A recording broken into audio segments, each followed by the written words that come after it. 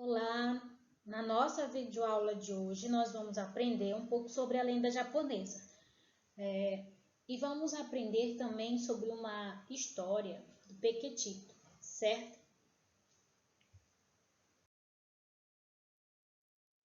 E essa atividade, ela encontra-se na página 48.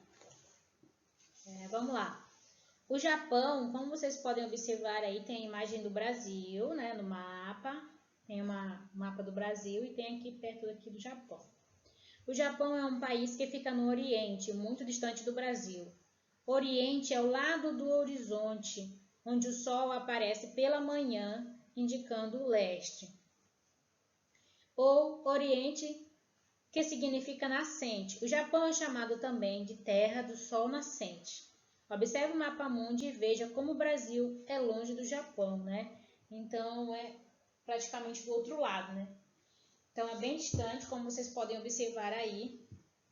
Vamos agora para a página 49 ver um pouco sobre a cultura dos japoneses. A cultura dos japoneses, chineses e coreanos é chamada de oriental, bastante diferente da nossa cultura.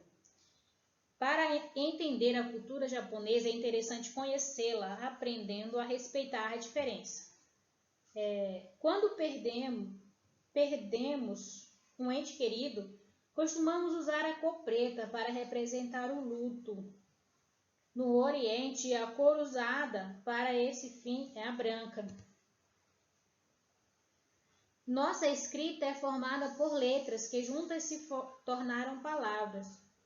Os orientais usam ideogramas para representar palavras ou ideias. Veja exemplo no quadro. Na página 49 tem, e aqui também tem na telinha, coloquei para vocês.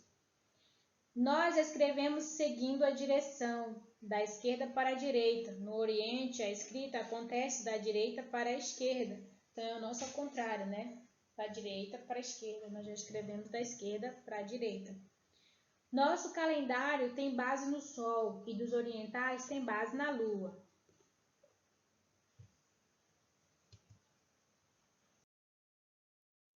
O Brasil abriga a maior população japonesa fora do Japão. A chegada do povo japonês foi de extrema importância para a construção e desenvolvimento do nosso país. Dentre as diversas marcas que essa cultura trouxe para o Brasil, podemos citar uma culinária muito rica e saudável, a tecnologia agrícola, os esportes como karatê e o judô e o mangá, nome dado às histórias em quadrinhos japoneses. E agora chegou a história, página 50, você pode acompanhar. Vamos lá. Pequetito. Conta-se que há muito tempo havia um casal que só depois de muito esperar e pedir aos deuses, conseguiu ter um filho. O menino nasceu com saúde e era bem bonito, mas nunca cresceu e por isso recebeu o nome de Pequetito. Certo dia, desejando que seus pais tivessem uma vida mais digna, anunciou que desejava tentar a sorte na cidade. Apesar da preocupação, seus pais lhe deram permissão de ir, uma vez que ele já havia atingido a maioridade. Para auxiliá-lo em sua jornada, deram-lhe como espada uma agulha de costura com uma bainha feita de palha, como barco, uma tigela de arroz e um par de palitos como remos. Próxima página 51. Esse pequenino tinha tanta bravura que se aventurou em alto mar navegando dentro de um chauã, remando com os dois hashi, até a capital do Japão, Tóquio, onde foi ter ao casarão de uma família que se encantou com ele e convidou para morar ali. Um dia, Pequetito viajou com a filha de seus anfitriões, uma linda jovem que gostava muito dele. No caminho, um ogro horrível os atacou, dizendo que queria raptar a moça. Primeiro vai ter de lutar comigo, o corajoso rapaz exclamou, mostrando sua espada, que era uma agulha. O ogro riu, agarrou-o e, sem perda de tempo, o engoliu. Lá no estômago do ogro, Pequetito espetou tanto com sua agulha que o malvado pavão o cuspiu fora.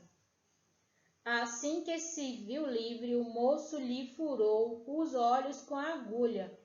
O ogro gritou de dor e correu deixando cair um pequeno objeto de metal. É um martelo mágico que realizava desejos. A jovem explicou.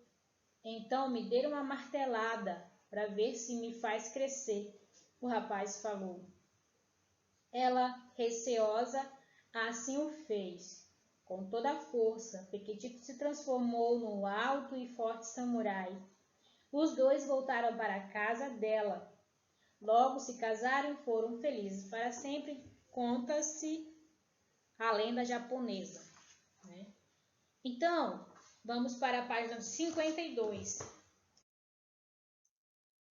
Tem aí a roda de conversa com as seguintes perguntas.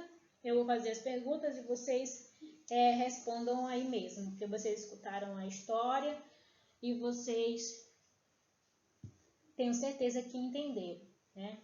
O que fez com que Pequetito vencesse o ogro, né? Lembra? Com a sua coragem e bravura. Em que o menino se transformou depois dessa experiência com o ogro? Se transformou em quê? Em um samurai alto e bonito.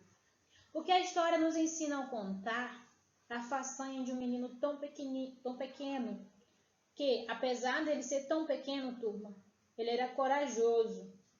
E assim é possível fazer aquilo que desejamos, né? Ter coragem é bom. Você conhece alguma história parecida com a do Pequetito? Já ou não? Isso daí vai de cada um. Aí na mesma página 52 tem outra leitura. Nessa leitura nós temos aí a do pequeno polegar. Vou ler para vocês. Esse é um resumo, né, da história. Um pobre lenhador tinha 7 filhos e o caçula era tão pequenino que chamavam de pequeno polegar. Ganhou o apelido quando nasceu, pois tinha o tamanho de um dedo da mão. Por ser tão minúsculo e muito quieto, tornou-se o bode expiatório de tudo de ruim que acontecia em sua casa. Mas apesar de falar pouco, Polegar ouvia atentamente o que se passava ao seu redor e era o mais inteligente e esperto dos 7 irmãos. Como a Europa passava por um período de muita fome, o pai decidiu abandonar os filhos na floresta. Depois de muito andar, as crianças avistaram um lindo castelo e para lá se dirigiram em busca de abrigo e alimento. Um ogro malvado que ali residia resolveu que iria devorá-los. Com muita esperteza, Polegar conseguiu trapacear o malvado enquanto ele dormia e, calçando as botas encantadas do ogro, pôde finalmente demonstrar seu valor enquanto ajudava seus irmãos a voltar para casa. Essa história do pequeno Polegar, ela parece um pouco com a da lenda japonesa e ela parece um pouco também com a lenda de João e Maria, no qual eles foram abandonados, foram obrigados a serem abandonados pela madrasta, né? O pai abandonou na floresta. E aí é um pouco parecido e o livro vem trazendo um resumo, certo? Agora nós vamos para a página 53. Na página 53 tem a seguinte questão, na quarta questão. Nas duas histórias há um elemento do texto que também é o nome da personagem principal. Esse elemento é... Qual é esse elemento principal? A fonte, o título, o nome do autor ou o nome do ogro? Gente, quem falou título, tá de parabéns, certo? Porque pequeno e o outro Pequetito, né? Então, nas duas histórias há um elemento do texto, né, que também é o nome da personagem principal, certo? Então, esse é o título. Aí tem um texto para vocês, que diz o seguinte: nós temos que preencher esse quadro com as informações. E que informações são essas? Aqui nós temos uma história que é o Pequetito, aqui nós temos a história do Pequeno Polegar. Então, o que você vai dizer? Você vai preencher esse quadro. Aqui ele está perguntando personagem principal e suas características, outros personagens, onde se passa o grande conflito da história e o objeto mágico, e aqui é o desfecho da história, certo? Como termina aí a história, certo? Então, preencha o quadro aí direitinho.